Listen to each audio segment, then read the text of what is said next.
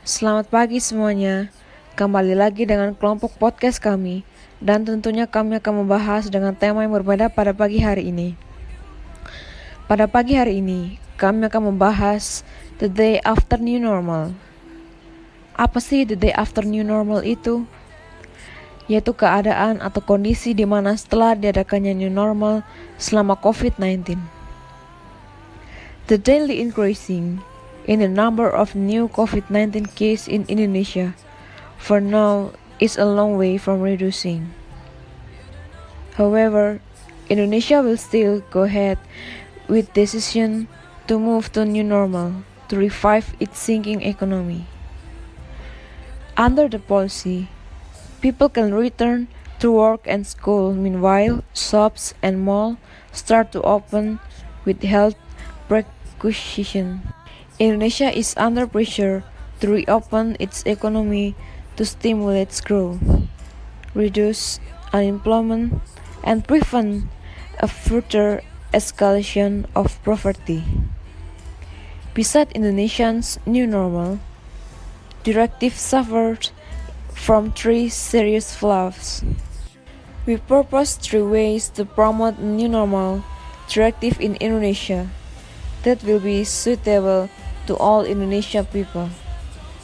For many members of society, such as socially marginalized, things have never been normal. The new normal is not the end phase, but rather a process for building resilience. Understanding risks are unequally distributed is vital for creating a just policy which must encompass a broad structural understanding of issues such as poverty and social inequalities. If we keep our body healthy by consuming the multivitamin, it will avoid the coronavirus infection. Because of the new normal policy, cases in Indonesia have increased day by day. Therefore, it must be from our self-awareness to prevent it. Therefore, they show that after holding the new normal, not all countries people obey the rules and carry out some rules. Even though this has all been planned for their kindness so that everything can run normally as usual. New normal should change old behavior into the new habit by wearing masks, maintaining social and physical distancing, diligently washing hands, and being disciplined in following health protocols. People only needs to be accustomed to be disciplined in complying the health protocols and implementing the new normal as well as adjusting the use of information technology for various good activities. The government policy in implementing work from home for students also certainly has a number of basic consideration and reference in deciding its policy. Accordingly, Indonesian citizens can be invited to work together so everything will quickly end. Lalu apakah kondisi saat ini membawa perubahan dalam kehidupan masyarakat? Tentu saja iya. Namun setelah diadakannya new normal juga terdapat perubahan sosial. Nah, salah satu perubahan sosial yang paling nyata yang ada di sekitar kita adalah munculnya internet yang mengubah cara berkomunikasi. Bahkan hal ini juga membuat masyarakat menjadi bergantung untuk menggunakan internet, seperti saat berkomunikasi melalui aplikasi chatting, hingga memesan kendaraan umum seperti ojek online. Namun kita pun juga harus mengakui bahwa perubahan teknologi ini memberi kemudahan, di mana komunikasi semakin mudah, praktis, cepat, dan hemat. Lalu semenjak adanya sistem new normal, kita juga menjaga jarak satu sama lain dengan sesama kita, dan itu juga untuk kebaikan diri kita sendiri. Tetapi perubahan ini membawa dampak positif bagi kita, supaya kita berjaga-jaga. Berdasarkan cepat lambatnya, perubahan sosial dibedakan menjadi dua bentuk umum, yaitu perubahan yang berlangsung cepat dan perubahan yang berlangsung lambat. Kedua perubahan tersebut dalam sosiologi dikenal sebagai revolusi dan evolusi. Yang menyebabkan perubahan sosial itu adanya kontak dengan kebudayaan masyarakat lain, adanya sikap terbuka terhadap karya serta keinginan orang lain untuk maju, adanya sistem pendidikan formal yang maju, dan sikap berorientasi ke masa depan. Namun ada juga faktor penghambat perubahan sosial. yaitu kurangnya hubungan dengan masyarakat lain, perkembangan ilmu pengetahuan yang terlambat, dan rasa takut terjadinya kegoyahan terhadap integrasi masyarakat, dan rasa tidak ingin tahu itu juga dapat menjadi salah satu perubahan sosial. Maka dari itu, kita sebagai siswa harus mengembangkan jati diri kita supaya dapat mengikuti perubahan sosial dengan hal yang positif. Salah satunya yaitu meningkatkan pemahaman tentang Bhinneka Tunggal Ika. Artinya, jika rasa kebinekaan itu terus kita pertahankan dan ditingkatkan lagi, tentunya rasa kebangsaan atau nasionalisme kita akan terus ada. Selain itu, kita bisa menggunakan Pancasila sebagai filter budaya asing dan kemajuan iptek. Dengan adanya tantangan globalisasi yang semakin menggila ini, Pancasila dapat dimanfaatkan sebagai filter atau penyaring berbagai pengaruh yang ditimbulkan oleh globalisasi, baik di bidang-bidang pengetahuan, olahraga, seni, ataupun bidang-bidang lainnya. Tantangan-tantangan globalisasi tersebut yang harus dihadapi oleh bangsa Indonesia. Caranya, dan kita menganalisis bagaimana bentuk-bentuknya.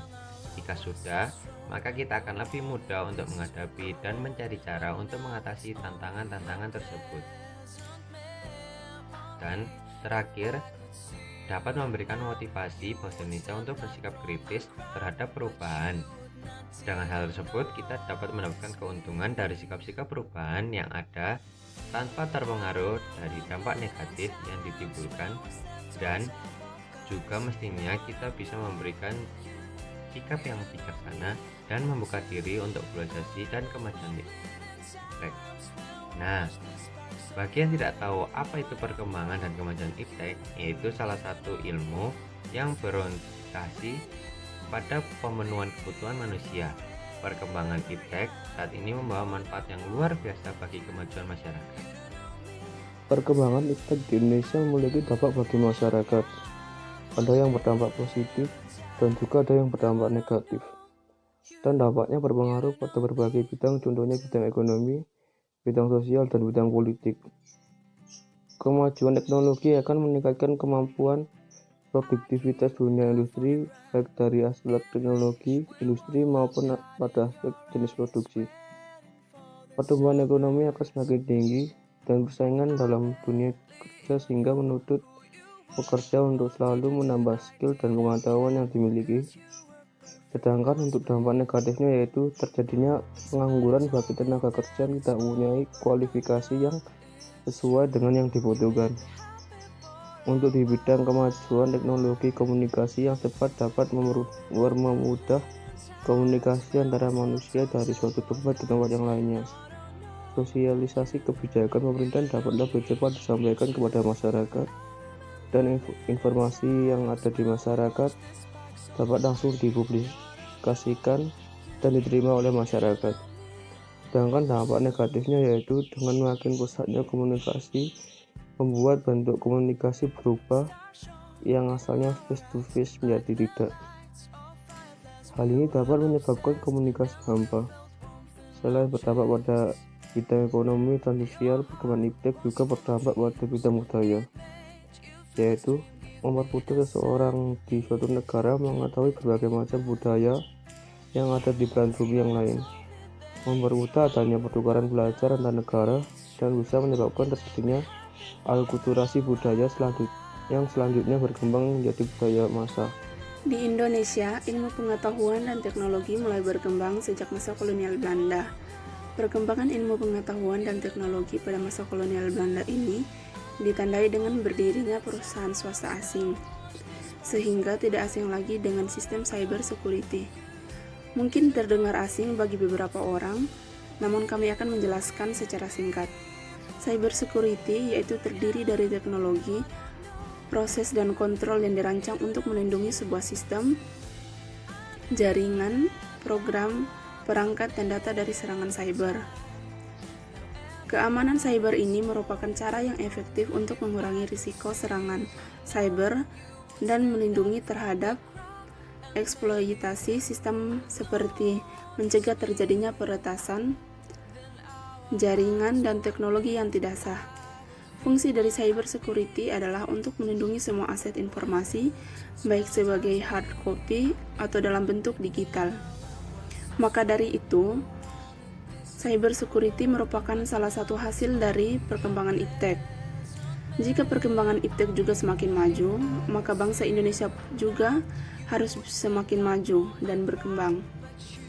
Maka dari itu, kita sebagai warga Indonesia memiliki kewajiban untuk membangun bangsa Indonesia, tidak terkecuali orang Kristen.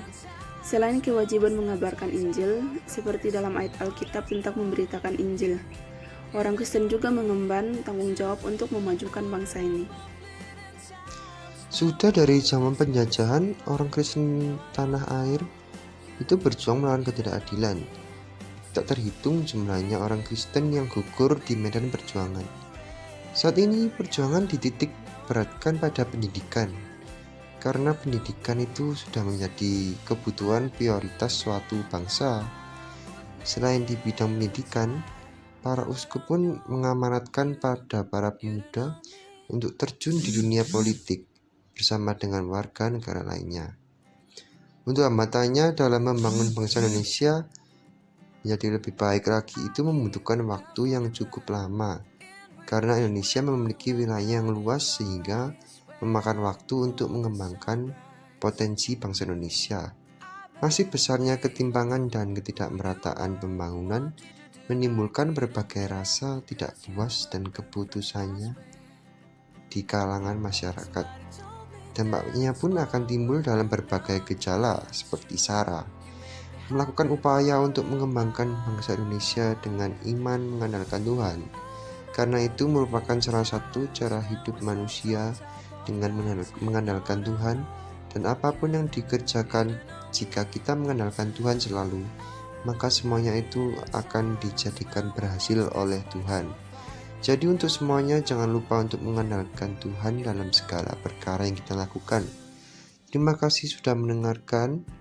Tuhan Yesus memberkati kita semua, dan jangan lupa untuk like, comment, and subscribe, and see you in the next video.